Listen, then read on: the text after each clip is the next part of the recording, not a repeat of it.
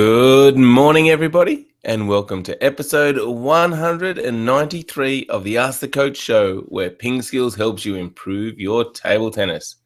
Eyebrow number 193 is a rural town in Saskatchewan, Canada, with a population of less than 300.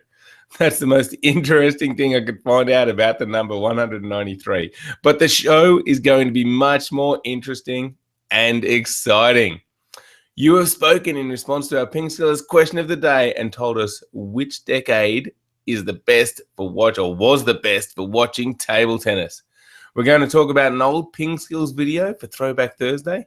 We'll have a quick chat about the upcoming US Nationals and answer questions about training balls, returning serve, and playing against a better opponent. I'm Jeff Plum, and as always, Supercoach Alois Rosario is here with me to answer your questions. Welcome, Alois. Good morning, Jeffrey. And what was it? What was the name of that town again? Eyebrow 193. Eyebrow 193. I'm sure it's very exciting for the people of Eyebrow 193. Exactly, Eyebrow number 193. And I'm no good at pronouncing this. Saskatchewan. It's such a cool province name in Canada. Yes. Saskatchewan. If there. Oh dear, Alois, you are cutting out a little bit. If there is, didn't quite get you. Are you going there or something? No, but I'd love to visit. Yes. Oh, so if there are any people from Saskatchewan, Eyebrow number 193, let us know. All right, Alois. I don't have a little note here to click on, but did something happen on this day in history? Did indeed. So in 1979, China was approved by the International Olympic Committee to be back into the Olympics. So very important day for table tennis, obviously. And table tennis didn't start in the Olympics till 1988, but that paved the way for all of those gold medals that China is now hauling in from the Olympics. There you go. All right. Very interesting. Now, let's go straight into yesterday's PingSkills question of the day, because this is a fascinating topic, Alois. In which decade was table tennis most watchable? What did people say?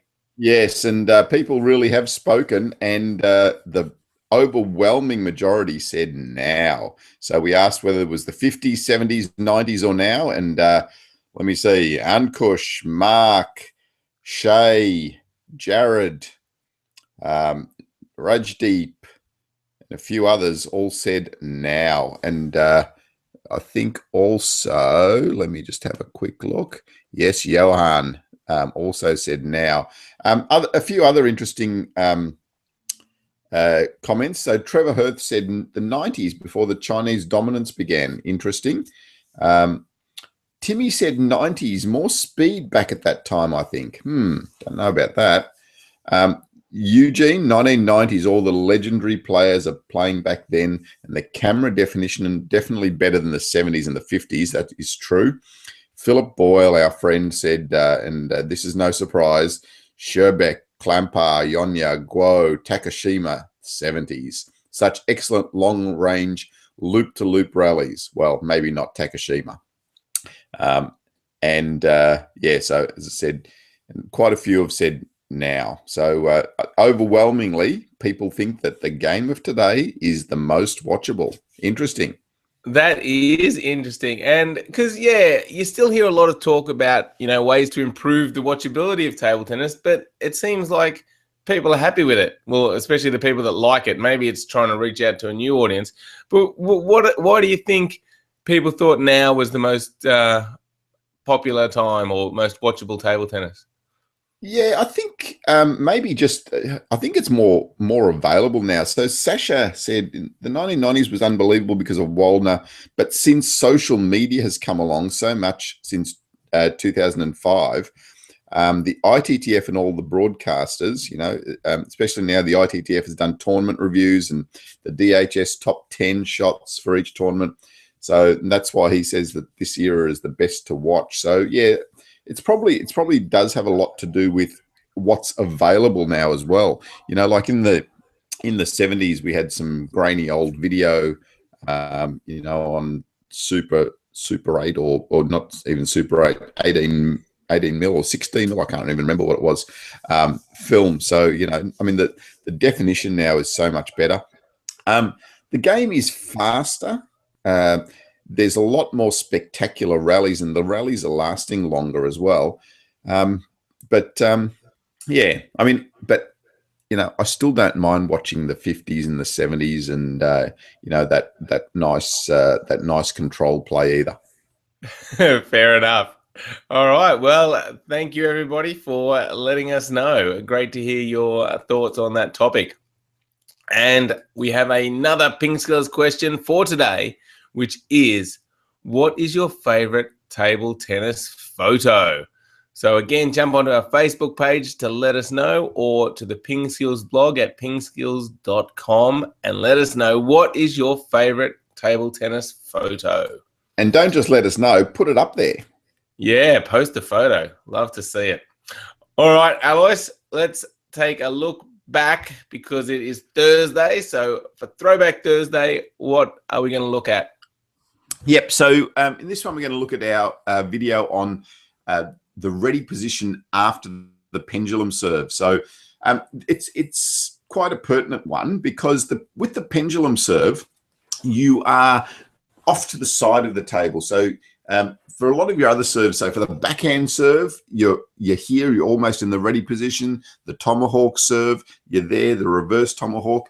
But for the pendulum, because you are out to the side of the table, it's important that you get that next movement right. So the important thing is that as you swing through with the serve, that you're also pivoting around and then getting into your ready position. So often we stand side onto the table, you know, with our legs almost like this.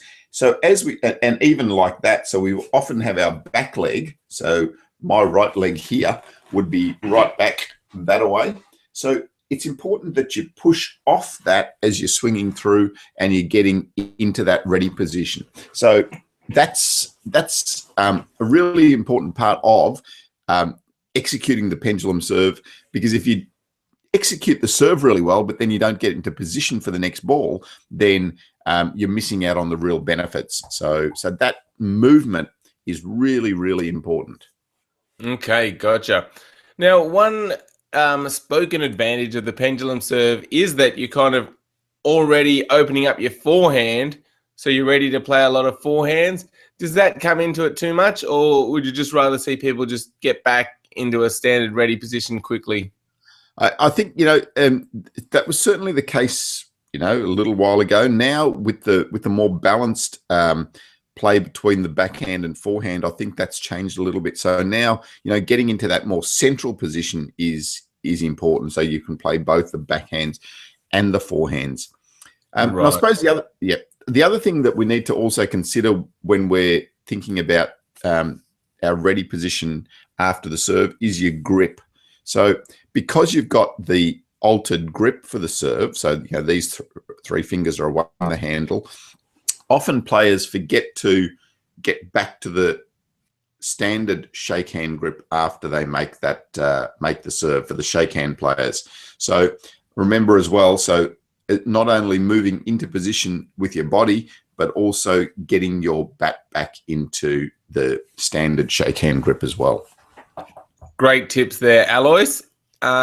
We have a video on this, as I said, and so I'll put a link to that in the show notes so you can check out the video we've been talking about, which is the ready position after the pendulum serve. Okay, Alois, let's talk about the US Nationals. What is happening here? Yeah, so US Nationals coming up pretty soon in December the 14th to the 19th, and in Las Vegas, Nevada. So this is a huge event. I was just having a look at the events there. I can see at least 94 different events that you can enter. So there's everything from the hard bat singles to the para class 11 singles to the under 2200 round robin to all sorts. So there really is an event for basically everyone. There's the mini cadet boys singles, and then there's the over 60s. So a huge event, and it'd be interesting to. I haven't got the numbers on entries for last year, but I imagine that it is quite a big event, and it'll be interesting to just track the event this year, from December the 14th to the 19th, and see who comes out on top in some of those events, some of those 94 events that I can see. Wow, that is a lot of events, Alois. We don't have tournaments of that scale here in Australia. We tend to break them up into like junior tournaments, senior tournaments, veterans tournaments, and then the nationals. For us, is pretty much just the top level. So just like the men's open singles and not all these other events. It's an interesting approach. Yeah, it is. And I guess, Alois, sorry. Yep, go on.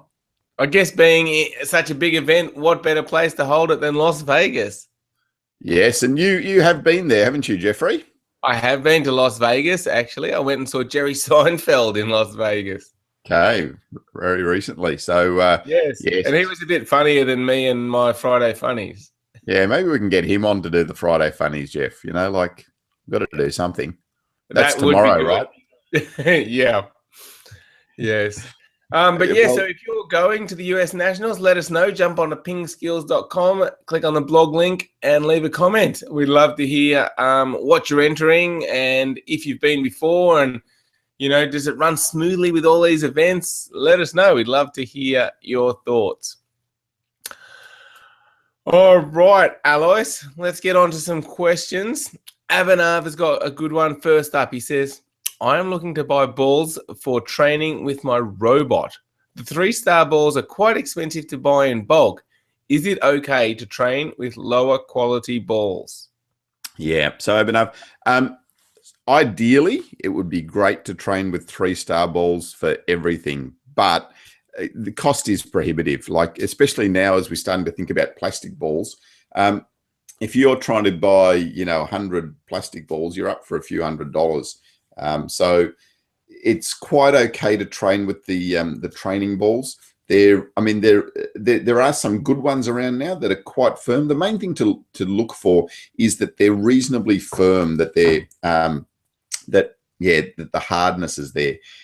Some of the training balls, or the 1-stars and things, you just press in and they just almost squish. So that's going to give you a really different bounce. If they're reasonably hard, that's okay. If they're not quite round, that's not so bad. Like if you're getting slight variations, there's not going to be huge variations in the bounce of the ball with the roundness. So just really think about how hard the ball is when you're training with the trainer balls, or the 2-star or the 1-star. There are some really good 1-star balls around as well. I used to use the Yasaka training ball, and they were quite good. They were a celluloid ball, right? Yeah, they were a celluloid ball. So now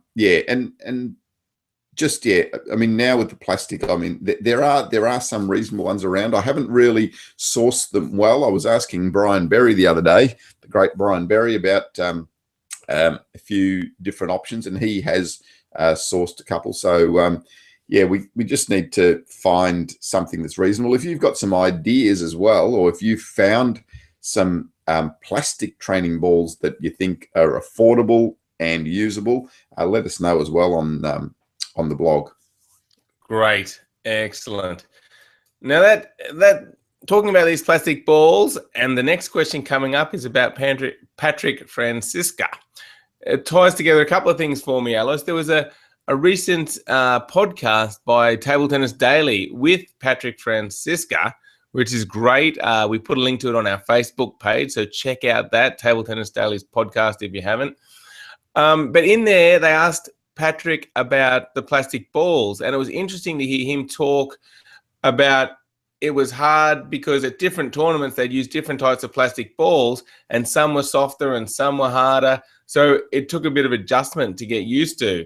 But his overall feelings seem to be pretty positive about the plastic ball, that they are getting better and better, and hopefully soon we'll have, a bit more of a standard ball that will be used at all the tournaments. So it does sound like it's getting better and hopefully cheaper too. I mean, part of the reason going to the plastic balls, or part of the selling point, was that it would be cheaper to make than the celluloid balls. So we'll see if that ever comes to fruition. Yeah, just on the point of keeping the balls more standard, I was talking to Trevor Hirth, who's now on the para. He's the president of the Para Players Committee, and he was saying that there's a really big push now to get some sort of standardization with the balls. You know, like the biggest thing that the players are finding is that they're going to different tournaments. One's using seamless, one's using seamed, one's using one type of plastic and another type of plastic. And so, I mean, it's almost a different game. It's like, they're playing different games when they go to each tournament. So they're just trying to get some sort of standardization with the type of ball, at least that they're using. So, so hopefully that'll come in soon, and that'll quell a lot of the complaints from the players. But as you said, I mean, the plastic ball is now being pretty well accepted. It was interesting. He also talked about, or he was asked by Table Tennis Daily, has the plastic ball slowed the game down a lot, and more stresses on the body and things? And he said, not really. He said, he hasn't really seen that it's slowed the game down that much at all. Yeah, he seemed to think that, especially training with Ovcharov, that the ball was just getting faster and faster. He said Ovcharov's backhand keeps getting better and better every day, he said. Yep. So do yourself a favor and check out that podcast. I'll put a link in the show notes, plus it was on our Facebook page. So I was going to say something else you mentioned about the plastic ball, but I've forgotten it, so it doesn't matter. If it comes back to me, I will let you know. So, the next question is from John, and he says, what type of technique should I use when playing against someone using Patrick Franziska's serve? Yeah, so he does the reverse serve a bit, and I think that's what you're talking about there. Johnny, he uses the reverse serve. So if he's using the reverse serve to you and you're a right-hander, firstly, it depends on where he's serving the ball to. So if it's coming to your forehand and it's coming short, then what you want to do is get yourself nice and close to the ball, close to the table, and push that ball or flick that ball as well.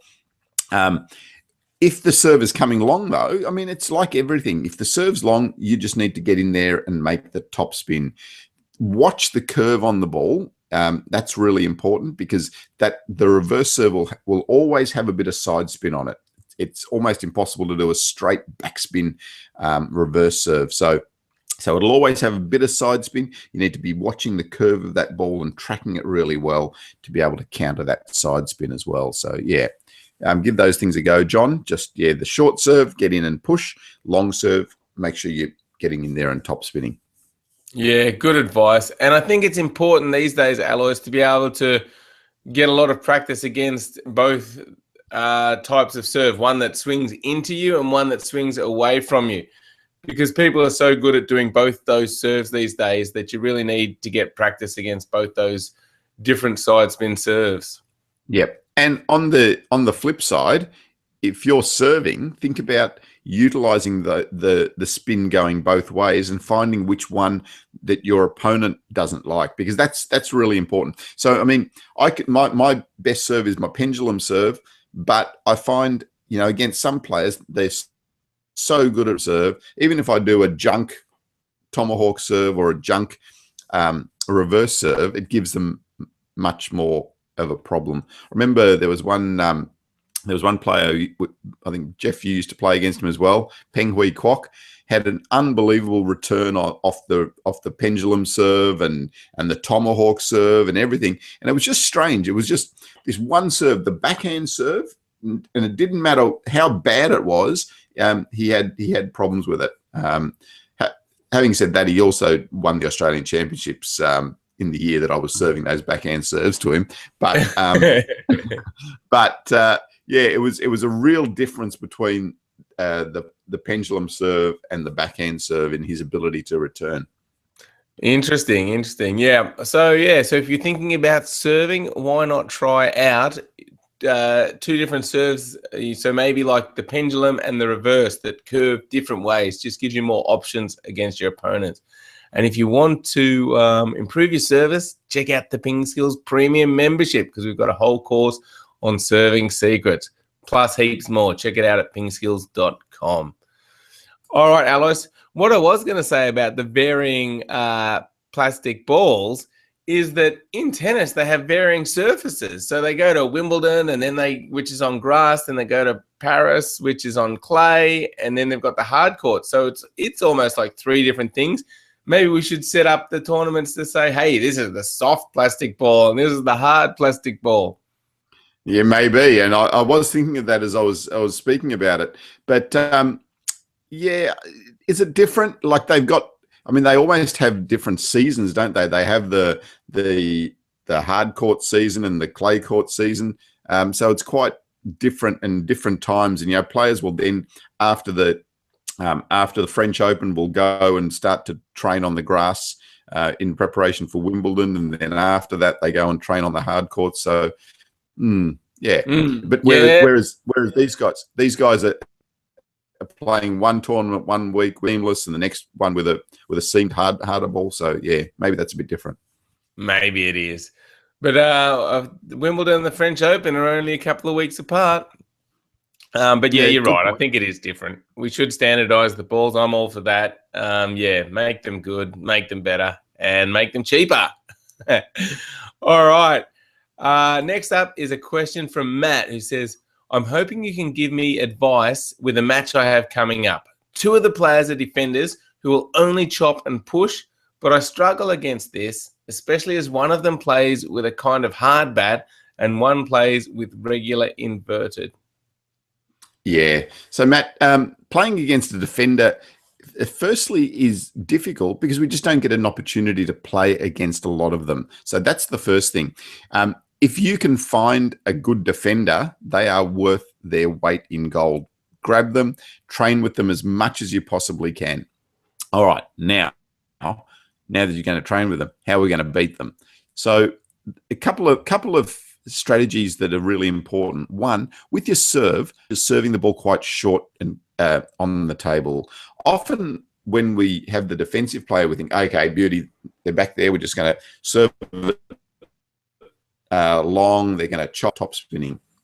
But that's exactly likes. They like just being able to sit back here, be ready, and get straight into their chopping. The thing that they do not like is being close to the table and then having a ball blasted at them. So that's what you're aiming to do. Keep them close, keep the service short, keep the push short, and then when they give you an opportunity, play strong and fast to them. The other important strategy against the defender is where you're placing the ball. So here and here, like against everyone basically, is really simple. But for the defender, the middle position is much more difficult. So especially when you're playing the faster attacking stroke, that first ball into the middle can be really effective. So think about those couple of simple strategies against the defender. So serving short, keeping them close, and then playing the fast one into the middle. Yeah, great tips, Alois. Now, is there going to be any difference with the player using the hard bat versus the one using the inverted rubber? Yeah, so the hard bat player isn't going to be able to generate as much spin as the person with the inverted. So their spin is going to be basically determined by what you're doing. So in that situation, don't give them too much spin if you don't want too much spin back. So push the ball a little bit softer. The other thing is with the hard bat, they're probably not going to have a very strong attack. So you've got a little bit more leeway to play with as far as when you push, you don't have to make it so as tight because you don't need to worry about their attacking shot as much, perhaps. Whereas with the inverted rubber player, they can get more variation with their chops because they can generate the spin themselves. And also they may have a better attacking stroke as well. So, yeah, so a couple of differences there. Yeah, interesting. Because here, Matt has said that they both really only, push and chop. So it doesn't sound like they're Yep. overly aggressive. So I guess Yep. that buys you some time to wait for a good ball to attack. But on the other hand, if you just get into a pushing rally where they're in a nice, comfortable position, they might be ready for your attack. So like you said, it's kind of a bit of a balance. If you can get a good short serve and a good first attack early, that combination is going to be really difficult. But yeah, you've got to balance that up with waiting for a good ball for you to attack. Yeah, absolutely. And the other thing is, we often worry about the defender, changing their spin between the backspin and the no spin and that sort of thing. But also think about making sure that you are varying the spin that you're putting on the ball, the spin and the speed of your top spin. So don't just top spin the ball the same speed and same spin to them. You can get errors out of them by slowing one up and playing one faster as well. So, and putting, a heavier spin sometimes and less spin another time. Great. Excellent. All right. Thanks for the question, Matt, and good luck with your upcoming matches. Let us know how you go. That wraps up show 193. Make sure you check out pingskills.com, sign up for a free account, and you'll get access to all our strokes and techniques lessons, plus our free email newsletter. And if you're interested in getting even better, check out our premium membership. We've got lots of videos, even on match strategy. We've got one against playing against defenders, so I'll stick that in the show notes for our premium members to look at. Thanks, everyone, for your questions. Thanks for watching, and thank you, Alois. Thanks, Jeffrey, and we'll see you tomorrow. And guys, tomorrow is Friday. Friday Funnies. Please, if you've got some ideas, can you put them on our Facebook page? Jeff needs some help. I certainly do. Thanks, everyone. See you tomorrow.